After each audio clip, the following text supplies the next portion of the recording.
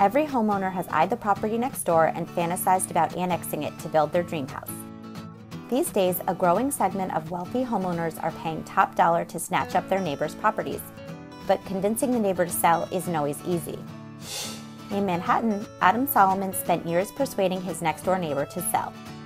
He and his husband were living in a one-bedroom apartment when they started eyeing the unit next door. But his neighbors refused to sell, then asked if they could buy Mr. Solomon's apartment. Finally, after some negotiating, Mr. Solomon was able to buy the neighbor's apartment for $912,000, about 12% over the market value. He combined the two spaces to create a 1,900 square foot apartment. In the Hollywood Hills, Heidi Cornell-McKenna started dreaming about buying the house next door soon after purchasing her home. But she wasn't sure she could afford the house, and her neighbor, a woman in her 90s, needed money to cover her expenses. Eventually, they came up with a creative solution. Ms. Cornell-McKenna agreed to pay her neighbor $8,000 per month in exchange for the right to buy her house when she died.